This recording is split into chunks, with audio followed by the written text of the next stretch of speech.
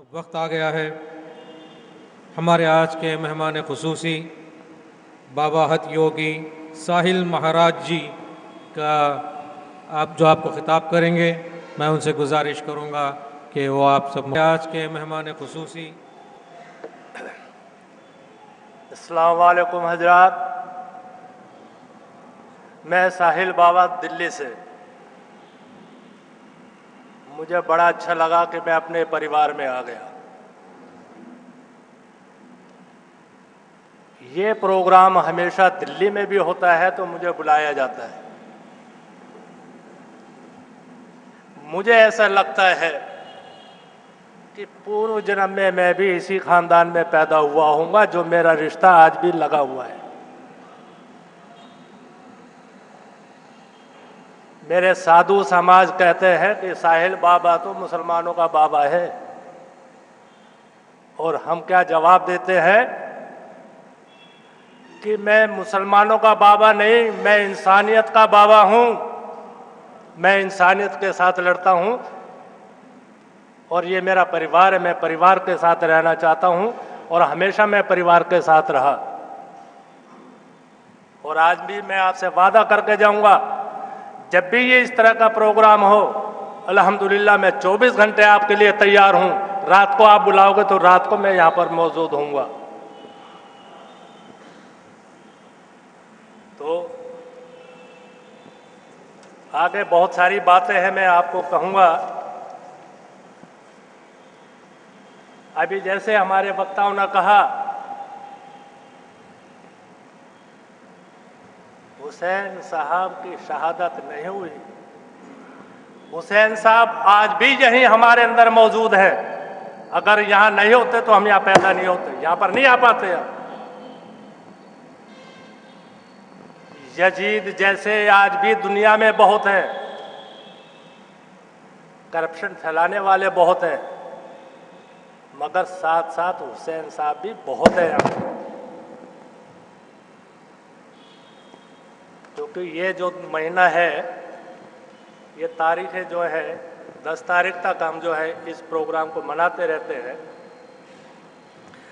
कि तत्कालीन अरब के शासक यजीद ने पैगंबर हजरत मोहम्मद साहब के आदर्शों का शिक्षा नहीं मानी थी। यजीद कहता था कि जैसे मैं कहूँ आप वैसे करें, मगर इमाम हुसैन साहब ने उसकी परवाह ना करते हुए कि हम ऐसा नहीं कर सकते, हम अल्लाह वाले हैं और तुम हमारे से अवैध कार्य कराओगे तो हम वो करने के लिए तैयार नहीं। तो ऐसी बातें जब उनको लगी कि इमाम हुसैन का परिवार तो मेरे आगे पत्थर बना हुआ है, मुझे आगे बढ़ने नहीं दे रहा, तो एक वाकया ऐसा आ जाता है कि जब उस समय जब वो भारत आने की कोशिश कर रहे थे तो चंद्रगुप्त शासन था, जिनके बेटे समुद्रगुप्त की एक रानी, हालांकि इमाम हुसैन भारत नहीं पहुंच सके थे, उनके काफिले को इराक के करबला नामक जगह पर रोक दिया गया। उनकी सारी रसद खत्म हो गई थी, नदी से पीने का पानी लाने के लिए भी रोक लगा दी थी।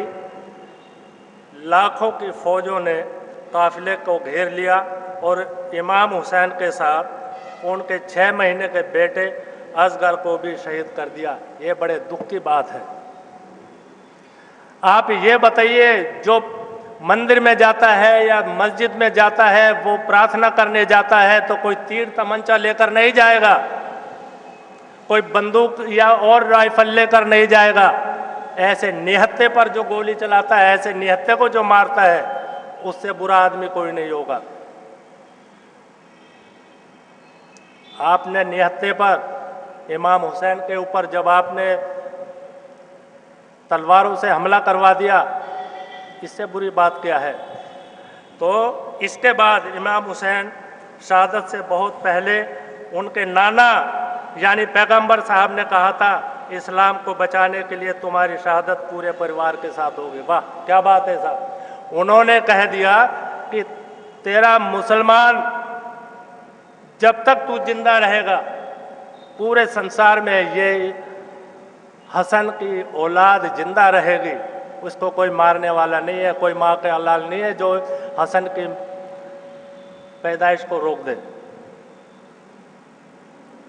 पिछले सालों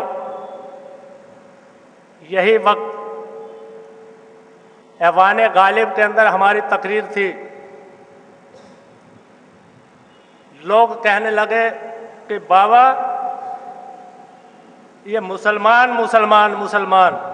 मैंने कहा मुसलमान क्या कहते हो, मुझे मुसलमान नहीं चाहिए, मुझे मुसलमान नहीं चाहिए, मुझे मोमिन चाहिए। जो मोमिन होगा वही मुसलमान होगा, जो मुसल्लिम होगा वही मुसलमान होगा। वहीं से हमने ये लेकर कि मैं हिंदू मुसलमान एकता के लिए इंडिया गेट दिल्ली से और कश्मीर तक मैं ले गया। मेरे साथ 70 हिंदू थे और 70 मुसलमान थे, मौलाना साहब। तो हम ले गए उनको कश्मीर। रास्ते रास्ते तक मैं खुद बेचैन हो गया। वहाँ कहने लगे अरे साहिल बाबा, ये हिंदू जो मौलाना थे वो कहने लगे बाबा ये बाबा ने खांस दिया, ऐसे कर दिया। मैंने कहा ये बड़ा दुख हो गया। और बाबा कहते अरे साहिल बाबा कहाँ ये मुल्लाओं में बैठा दिया। मैंने कहा भाई तुम तो ऐसे मेरा ऐसी तैसी कर दोगे, मैं रिंग लीडर तुम्हारे हिंदुस्तान की, एक पूरा मीडिया तुम्हारे पीछे, और तुम ऐसी बात कर रहे हो। वहाँ रास्ते तक जाते जाते तो एक होटल में हमें रुकना पड़ा। वहाँ खाना खाने के लिए हमें बुलाया गया। तो वहाँ एक बाबा एक तरफ और मौलाना साहब एक तरफ।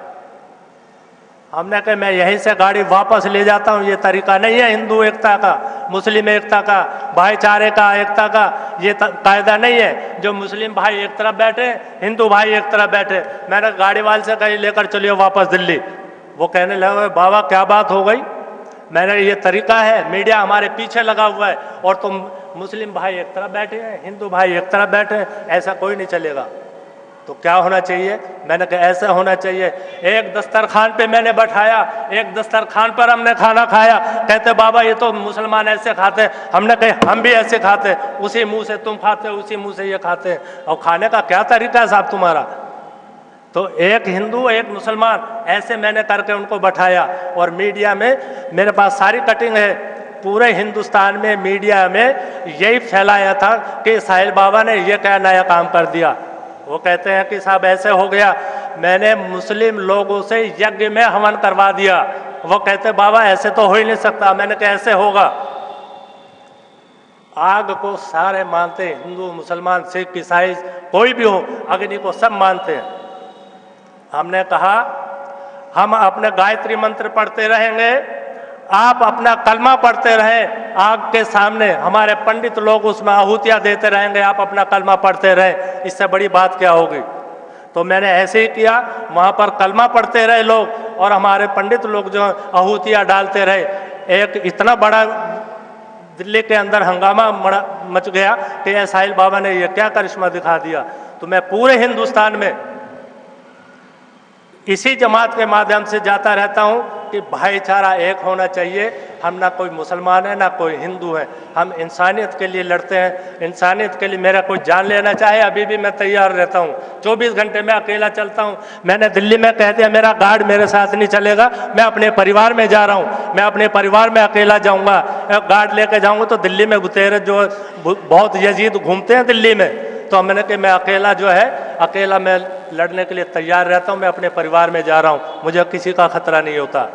तो मेरे भाइयों मैं आपसे यही कहना चाहूँगा, हमें सबको एक रहना चाहिए।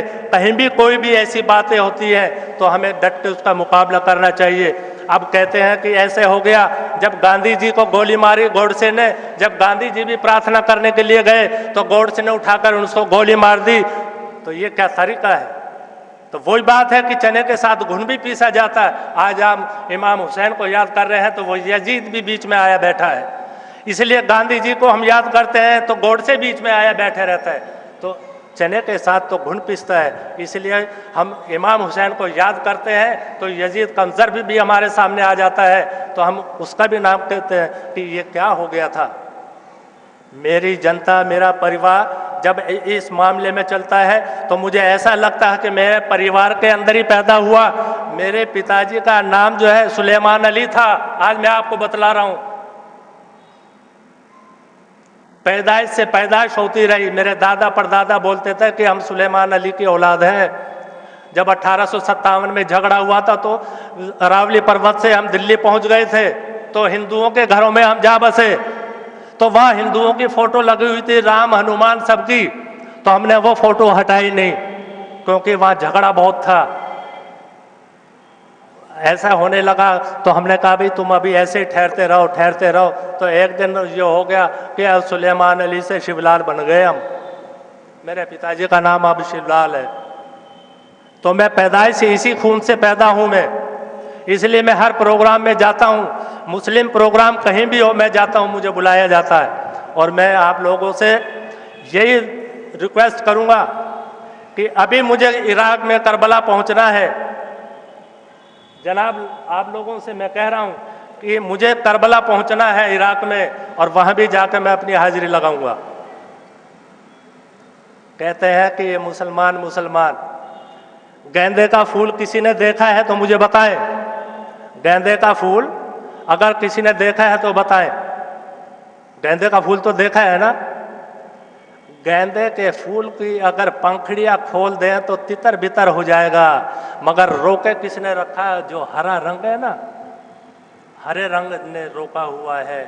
इस भारतवर्ष को भी हरे रंग ने रोका हुआ है। हरा रंग इकट्ठा ना करता तो सारे हम तितर बितर हुए बैठे होते। ये हरे रंग का कमाल है। हरे रंग को समझना बड़ा मुश्किल काम है। एक गेंदे के फूल की जो पंखड़ियों में वो ऐसा रहता है और पंखड़ियाँ ऐसे रहती हैं, एक एक करके फेंकते रहो तो हरा रंग वहीं का वहीं खड़ा रहेगा। अगर हरा रंग को करे तो वो तो साथ जाएगा, उसके पंखड़ियों के भी साथ जाएगा। तो ऐसे ही मेरा मुसलमान, मेरा परिवार है, कहीं भी जाएगा साथ जाएगा। अल्हम्दुलिल्लाह।